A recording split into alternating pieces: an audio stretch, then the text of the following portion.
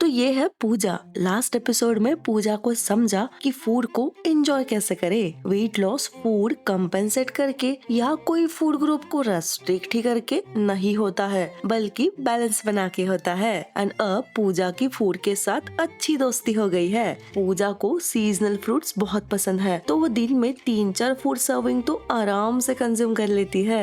And बीच बीच में snaking भी करना हो या फिर बहुत भूख भी लग रही हो तो पूजा हमेशा हेल्दी ही फूड खाती है। तो पूजा ने अपना जंक फूड का साइकिल ही तोड़ दिया। अच्छे से जिम, अच्छे से खाना एंड हैवी लिफ्टिंग से भी नो बहाना। उसके मसल्स थोड़े डिफाइंड दिखने लगे थे, बट अभी भी ना पूरा टोन एंड लीन बॉडी नहीं हो पा रहा था। पूजा अपने बेली फैट से बहुत परेशान रहती थी। जब भी जिम में कोई टोन बॉडी वाली लड़की देख लेती थी ना, वो सोचती थी यार मैं कभी ऐसी हो भी पाऊंगी या नहीं। तो एक दिन पूजा ने ऐसे ही सोचा यार कुछ तो गड़बड़ है, बट क्या ये पता नहीं। तो एक काम करती हूँ, फिर से अच्छे से चेक कर लेती हूँ। और जैसे ही पूजा चेक करने गई, वहाँ पे पहला ही पॉइंट था नो योर कैलोरीज। अरे ये क्या, मुझे तो मेरी कैलोरीज ही पता नहीं है। एक काम करते सर्च करके देखते हैं। ओके, तो ये मिल गया मुझे BMI कैलकुलेटर, तो ये गए मेरे सारे डिटेल्स। तो फिर ये रही मेरी मेंटेनेंस कैलोरीज। मतलब मुझे ये सेम वेट को मेंटेन रखना है तो मुझे इतनी कैलोरीज कंज्यूम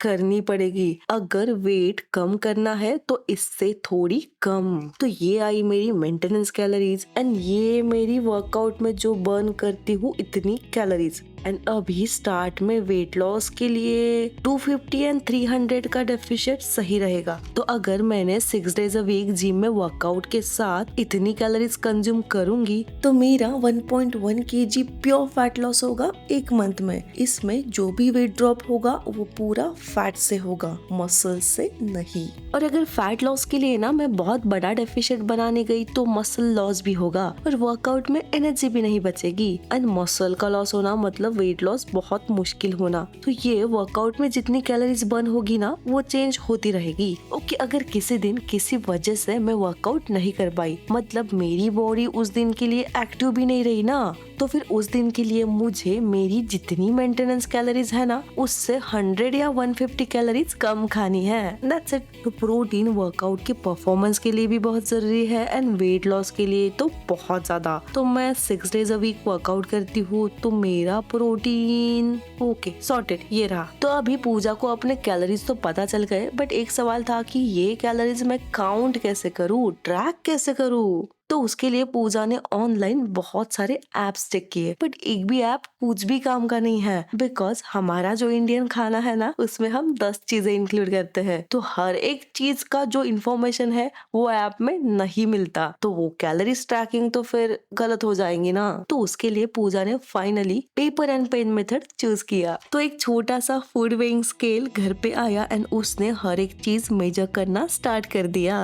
और जैसे ही पूजा ने ऑयल से लेके राइस तक सब मेजर करना स्टार्ट किया, देन उसे पता चला कि इतने ऑयल में इतनी एंड इतने ऑयल में इतनी कैलोरीज होती है, इतना ज्यादा डिफरेंस। उसे कुछ सरप्राइजिंग फैक्ट्स पता चल रहे थे कि यार जो मैं handful of nuts, handful of seeds या हैंडफुल ऑफ रेजिन्स ऐसे ही खा लेती थी, वो इतने सारे कैलोरीज के साथ आते हैं। तो मतलब मैं पहले पूरा स्नैकिंग इंक्लूड करके ही 600 कैलोरीज कंज्यूम कर लेती थी। अगर इसमें मैंने breakfast, lunch and dinner add किया तो ये भाई 2400 कैलोरीज में ऐसे ही खा जाती थी। और ये मेरी मेंटेनेंस कैलोरीज से कितनी ज्यादा है। आज तक मैं रोज जिम जाती थी, घर में हेल्दी खाती थी, ये खाने का टोटल इफेक्ट 0। भले ही मैं फ्रूट खाऊं, सीड्स खाऊं, ड्राई फ्रूट्स खाऊं, प्रोटीन पाउडर खाऊं, कितना भी हेल्दी खाऊं, मेरी कैलोरीज से ज्यादा खाऊं तो वो फैट में ही स्टोर होगा। अब समझा ये पेट का फैट क्यों कम नहीं हो रहा था। तो अभी पूजा ने एक एक्सेल शीट बनाई। तो सपोज ब्रेकफास्ट में उसने खाया 30 ग्राम सोयाबीन का फ्राई, तो देन ये गया 30 ग्राम सोयाबीन वेइंग स्केल पे, 30 ग्राम का न्यूट्रिशन चार्ट GPT से, एंड फिर ये गया एक्सेल शीट में। Same for lunch and dinner. दिन का 15 ग्राम ऑयल मेजर करके वो साइड में रख देती थी एंड जब भी खाना बनाना होता था तब यूज कर लेती थी। हाँ, इसमें मसाले एंड अदर स्पाइसेस वो कम ही यूज करती थी एंड उसके लिए 30 to 40 कैलोरीज वो ऑलरेडी शीट में ऐड कर लेती थी। तो पूजा सिर्फ protein and calories he track करती थी।